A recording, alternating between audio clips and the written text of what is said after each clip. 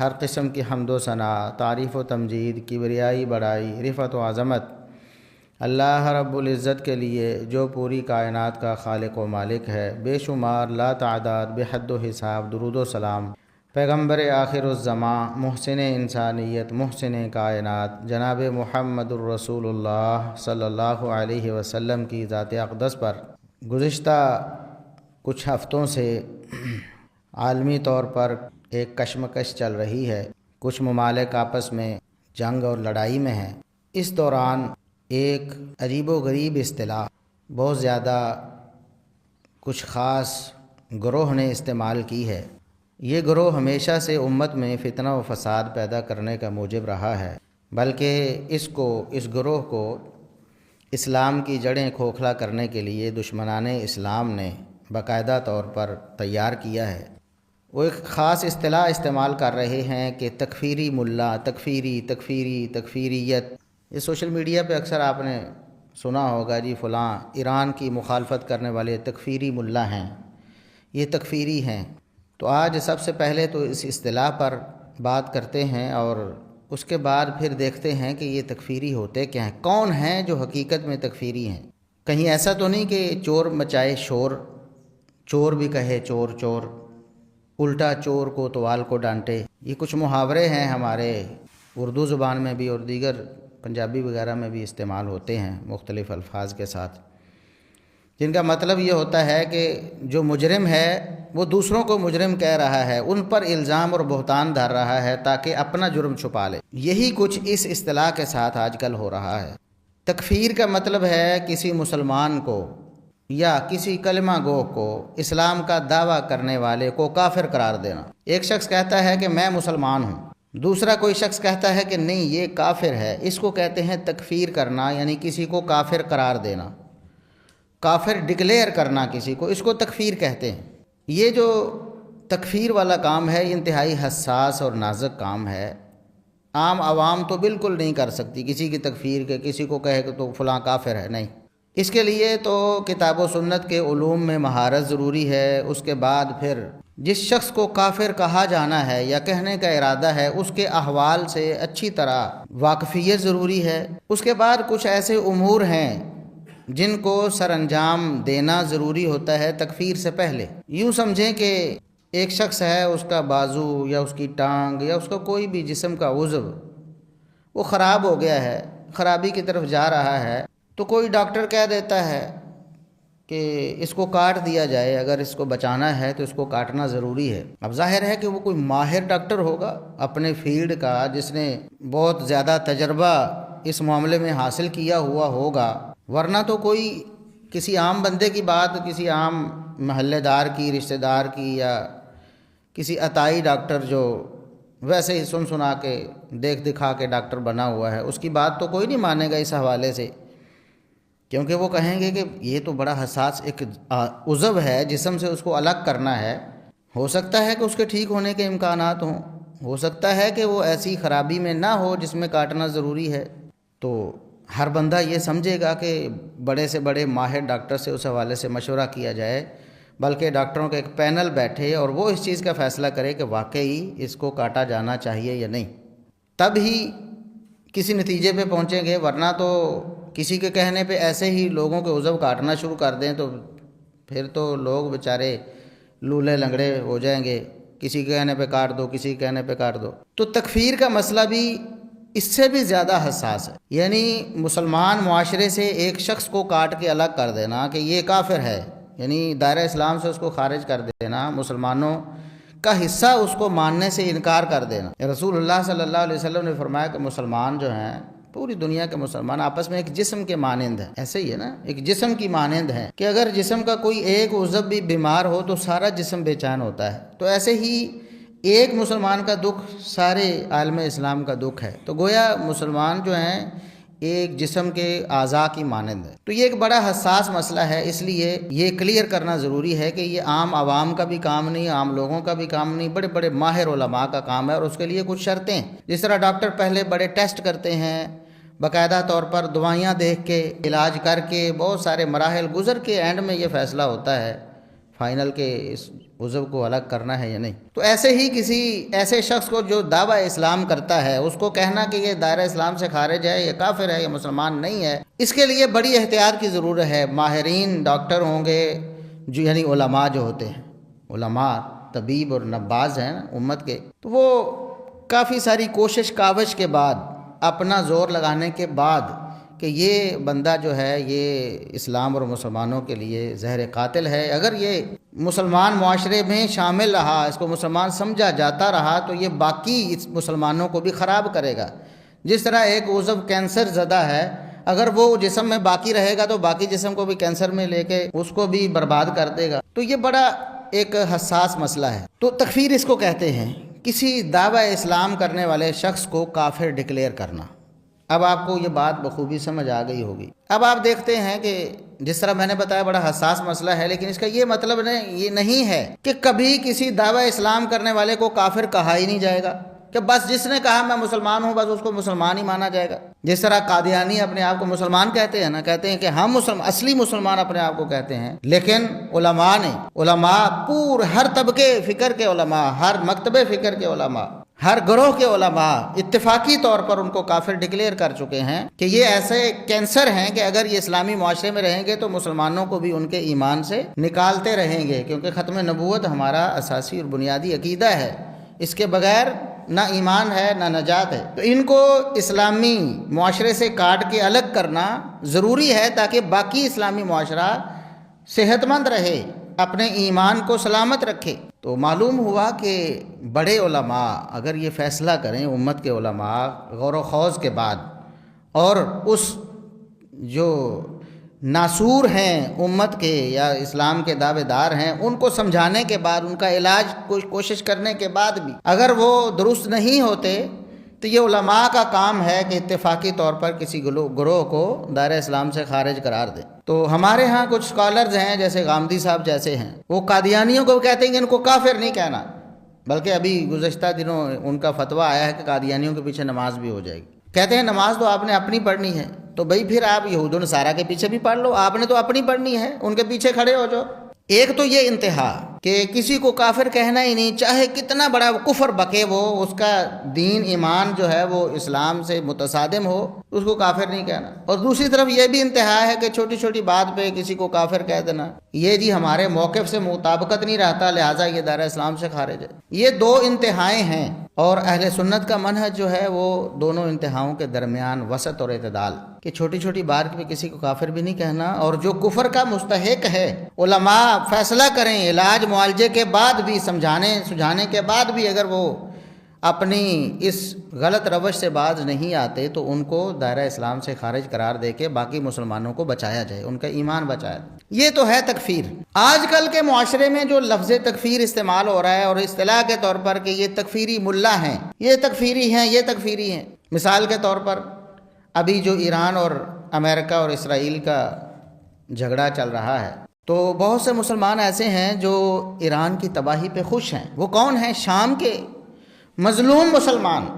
شام میں لاکھوں سنی مسلمانوں کو ان ظالم درندوں نے ذبح کیا ہے، ان کی عورتوں کی عصمت دری کی ہے، ان کے بچوں کو قتل کیا ہے. اور یہ کل کی بات ہے، ابھی زیادہ دور نہیں، یہ 2 عشرے پہلے دیکھیں، 1 عشرہ پہلے دیکھیں، یہ ساری قتل و غارت وہاں ہوتی رہی ہے. اور یہ برملا فخریہ انداز میں یہ اس چیز کا اظہار کرتے رہے ہیں کہ دیکھو ہم سنی مسلمانوں کو قتل کر رہے ہیں. لاکھوں مسلمان، یاد رکھیں غزہ میں فلسطین میں اتنے مسلمان شہید نہیں ہوئے ہیں. یہود جو کہ غاصب ہیں، ظالم ہیں، اسلام کے سب سے بڑے دشمن سمجھے جاتے ہیں، ان کے ہاتھوں اتنے فلسطینی ابھی تک شہید نہیں ہوئے ہیں. آپ اعداد و شمار دیکھ لیں، جتنے چند سالوں میں شام میں ان ایرانی ظالموں نے قتل کیے ہیں اور شہید کیے ہیں. کیوں؟ ان سے کیا دشمنی ان کو؟ صرف دین اسلام، کہ ہمارے عقائد، ہمارا قرآن پر غیر متزلزل ایمان کہ قرآن قیامت تک محفوظ ہے، اور ان کا عقیدہ کہ نعوذ باللہ محرف ہو چکا ہے. ہمارا عقیدہ کہ نبی کریم صلی اللہ علیہ وسلم کی ازواج مطہرات نبی کریم صلی اللہ علیہ وسلم کی حرم ہیں، ان کی عصمت ہیں. ان کی پاکدامنی کی گواہی اللہ نے دی ہے، اور یہ نعوذ باللہ ان پر تبرہ کرنے والے، ان کو گالیاں بکنے والے سنی مسلمان، صحابہ اکرام رضوان اللہ علیہم اجمعین، ابو بکر و عمر و عثمان و علی، طلحہ و زبیر اور باقی سب صحابہ سے محبت رکھنے والے، قرآن کے بقول ان کو جنتی ماننے والے، جیسے اللہ نے ان کے فضائل بیان کیے ہیں ان کو تسلیم کرنے والے، اور یہ ظالم نعوذ باللہ ان کو کافر اور منافق کہنے والے۔ یہ فرق ہے، یہ عقیدے کا جو فرق تھا، اس بنیاد پر انہوں نے لاکھوں سنی مسلمانوں کو شہید کیا ہے شام کے اندر، اور پھر ادھر ادھر کے باقی مسلمان ممالک میں انہوں نے اپنی پراکسیز پھیلائی ہیں، اپنے بندے تیار کر کے جنگجو بھیجے ہیں، لوگوں کو قتل کروایا ہے۔ پاکستان کی تاریخ گواہ ہے، آپ پاکستانی اداروں سے پوچھیں، آپ کو پاکستانی ادارے بتاتے ہیں، بول بول کر ویڈیوز ریکارڈ ہوئی ہیں کہ پاکستانی قانون نافذ کرنے والے اداروں نے بندے پکڑے ہیں، جاسوس پکڑے ہیں دشمن ممالک کے، جو ایران کے راستے آ کر پاکستان میں دہشت گردی کرتے پائے گئے۔ یہ کلبھوشن ابھی کل کی بات ہے، کہاں سے آیا تھا؟ پاکستانی اداروں نے سب کچھ آن دی ریکارڈ رکھ کے لوگوں کو بتایا تھا، کس ملک کا پاسپورٹ حاصل کر کے کس ملک کی سہولت کاری کے ذریعے پاکستان میں آ کر دہشت گردی کرتا رہا، اور ابھی یہ زینبیون اور فلاں فلاں نام سے باقاعدہ جنگجو تیار کر کے ٹارگٹ کلنگ کے لیے استعمال کیے جاتے ہیں پاکستان میں۔ تو اگر کسی مسلمان کا دل ٹھنڈا ہوا ہے کہ ظالموں سے ٹکرائے ہیں، ان کا نقصان ہوا ہے، کم از کم سنی مسلمانوں کی جان چھوٹی ہے ظلم و ستم سے، تو یہ جو تقیہ باز ہیں، یہ جو ملک و ملت کے دشمن ہیں، یہ جو اسلام کے دشمن ہیں، اب یہ کہہ رہے ہیں کہ یہ تکفیری ملا جو ہیں، یہ ایران کے مخالف ہیں، تکفیری ملا، یہ تکفیری ہیں جو خوش ہو رہے۔ ہم تو جی کفر و اسلام کی جنگ لڑ رہے ہیں۔ کون سی کفر و اسلام کی جنگ؟ فلسطین کا نام لے کر چندہ کھانے والے، فلسطین کے نام پر لوگوں کے جذبات ابھارنے والے۔ ابھی جو معاملہ ہوا ہے فلسطین کا ایک ذکر بھی نہیں، 10 شرطیں پیش کی گئیں، اب اس سے بھی زیادہ ہو جائیں گی، آپ دیکھیں گے فلسطین کا نام تک نہیں ہے اس میں۔ ایران اور امریکہ کے جو مذاکرات ہو رہے ہیں، فلسطین کہاں ہے اگر یہ فلسطین کی جنگ لڑ رہے ہیں؟ جھوٹے، یہ امت مسلمہ کا کینسر ہیں، ناسور ہیں، امت مسلمہ کو برباد کرنے کے لیے یہ پیوند کیے گئے ہیں، اور الٹا ہمیں کہتے ہیں یہ تکفیری ہیں۔ ہم نے کس کی تکفیر کی ہے؟ یہ تو قرآن نے کہا، محمد الرسول اللہ صلی اللہ علیہ وسلم کی ازواج مطہرات پر تبرہ کرنے والا، ان کو نعوذ باللہ ان کے کردار پر انگلی اٹھانے والا، اس کو مومن نہیں مانا ہے قرآن نے۔ قرآن نے کیا کہا جب اماں عائشہ صدیقہ رضی اللہ عنہا پر تہمت لگائی گئی منافقین کی طرف سے؟ یہ وہ گروہ ہے، آج تک ان کی نسل چلی آ رہی، یہ منافقین، یہ ناسور ہیں امت کا، امت کے اندر داخل ہو کر امت کی جڑیں کھوکھلی کرنے کی کوشش کرتے ہیں۔ اللہ رب العزت نے فرمایا یعظکم اللہ ان تعودوا لمثلہ ابدا ان کنتم مؤمنین۔ یاد رکھو، آخری وارننگ ہے، یہ ریڈ لائن ہے، ریڈ لائن کھینچ دی ہے، اللہ فرماتا ہے خبردار، اللہ کی آخری وارننگ ہے، اگر تم مومن ہو تو آئندہ ایسا کرنا نہیں۔ امہات المومنین کے بارے میں، اماں عائشہ کے بارے میں کون ہے، کون سا گروہ ہے، کون سا ملک ہے جہاں سرکاری سطح پر امہات المومنین پر تبرہ کیا جاتا ہے؟ کون سا گروہ ہے جن کی نمایاں خصوصیت یہی ہے، جن کا امتیازی نشان یہ ہے کہ وہ امہات المومنین رضوان اللہ علیہن ان پر تبرہ کرتے ہیں، نعوذ باللہ ان کو گالیاں دیتے ہیں، ان کو منافق اور کافر کہتے ہیں۔ یہ ہے تکفیری، جن کو قرآن نے حقیقی مومن کہا ہے، ان کو کافر کہنے والے حقیقی خود تکفیری ہیں۔ یہ ہے چور مچائے شور والی بات، کہ چور دوسروں کو چور کہہ کر اپنا چوری والا جرم چھپانا چاہتا ہے۔ یہ سب سے بڑے تکفیری جو امہات المومنین کی تکفیر کرتے ہیں، ان کے ملا مجلسی نے لکھا ہے، معتبر ملا ہے ان کا، اس نے لکھا کہ ہمارا عقیدہ، ہمارے عقیدہ کی بنیاد اس پر ہے، ہم 12 اماموں کو مانتے ہیں، 12 اماموں کو ماننے کا لازمی نتیجہ یہ ہے کہ ابو بکر و عمر عثمان اور معاویہ رضی اللہ عنہم، ان پر ہم لعنت بھیجتے ہیں، ان کو کافر سمجھتے ہیں، نعوذ باللہ۔ اسی طرح کہتے ہیں ہمارا عقیدہ ہے کہ 4 عورتوں سے ہم نے برات کا اظہار کرنا، ان پر تبرہ کرتا ہے، لعنتیں بھیجنی ان پر، نعوذ باللہ ثم نعوذ باللہ، جن میں 2 امہات المومنین ہیں، سیدہ عائشہ و حفصہ رضی اللہ عنہما۔ یہ ہے تکفیری، یہ ملا ہے تکفیری جو چوگا پہنے ہوئے، پگڑی پہن کر لوگوں کو دھوکہ دیتے ہیں کہ ہم اسلام کے ٹھیکیدار اور دعوے دار ہیں۔ حقیقت میں سب سے بڑے تکفیری یہ ہیں، اور ہمیں کافر کہو، ہم آپ کو کچھ نہیں کہتے، جن کو اللہ نے حقیقی مومن کہا ہے تم ان کو کافر کہو اور الٹا ہمیں تکفیری کہو؟ یہ خبیث جواد نقوی لاہور میں بیٹھا ہوا، ایران کے پیسے پہ پلنے والا، ایران کے پیسے پہ پلنے والا، کسی کو کوئی شبہ ہے؟ ایران کی فنڈنگ میں پاکستان میں نفرتوں کا بازار گرم کرنے والا ابھی کیا کہتا ہے؟ لوگ سمجھتے بڑا معتدل ہے، یہ دجال سب سے بڑا عیار ہے۔ سب سے پہلے اس نے کہا نعوذ باللہ ثم نعوذ باللہ صحابہ کرام پر تبرہ کرتے ہوئے، یہ ہیں لوگ جو ملک میں خون خرابہ کروانا چاہتے ہیں، فساد کا بازار گرم کرنا چاہتے ہیں۔ اس نے کیا کہا؟ اس نے کہا نعوذ باللہ نبی کے ساتھی جو ہیں وہ چھوڑ کے بھاگ گئے تھے نعوذ باللہ، جبکہ ہمارے ایران کے جو سپاہی ہیں اور ہماری قیادت ہے وہ ڈٹی ہوئی ہے۔ اندازہ کریں، یہ ہے تکفیری ملا، چوگا پہن کر، کالا چولا پہن کر اسلام کا دعوے دار بننے والا، اور ہمیں کہتے ہیں کہ یہ تکفیری ہے۔